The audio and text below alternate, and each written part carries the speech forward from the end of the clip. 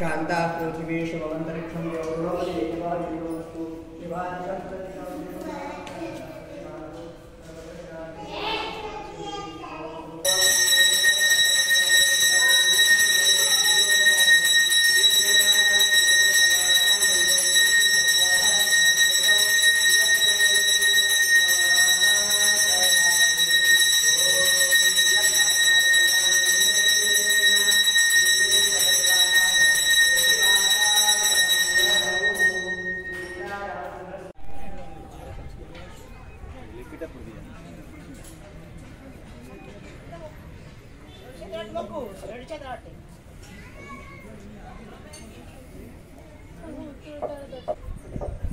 జై శ్రీమన్నారాయణ.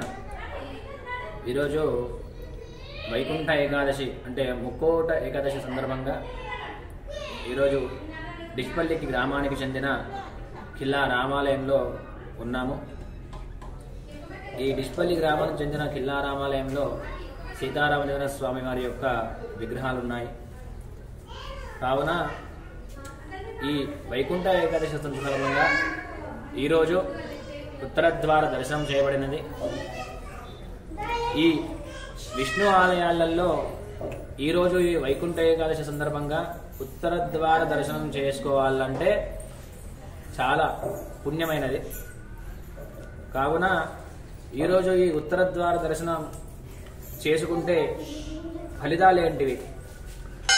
ఈ ఉత్తరద్వార సందర్భంగా ఈరోజు మనము ఉత్తరద్వార దర్శనార్థే అని చెప్పినాడు మన పూర్వీకులు.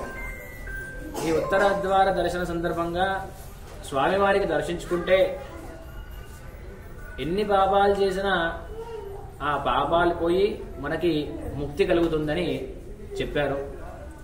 ఈ వైష్ణవాలయాలలో అత్యంత ప్రీతికరమైనదంటే ఈ వైకుంఠ ఏకాదశి.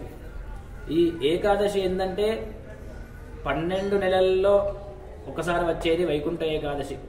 అంటే ఈ ఏకాదశి 12 నెలలలో చేసిన ఏకాదశి ఈ ఒక్కరోజు చేసుకుంటే ఆ 12 నెలలంతా పుణ్యం లభిస్తుంది ఒక్కరోజులో. కావున ఈరోజు ఎవరైనా ఈ వైకుంఠ ఏకాదశి సందర్భంగా నిరాహారం ఉంటారో వారికి చాలా పుణ్యం లభిస్తుంది. ఈ వైకుంఠ ఏకాదశి సందర్భంగా స్వామివారి యొక్క సేవలో పాల్గొని స్వామివారి యొక్క నామస్మరణ చేస్తూ ఈరోజు దినం గడిపేయాలన్నమాట. ఈరోజు స్వామివారి యొక్క ఆశీస్సులతో అందరూ బాగుండాలి. లోక కళ్యాణార్థే సర్వేజన సుఖినో భవంతు.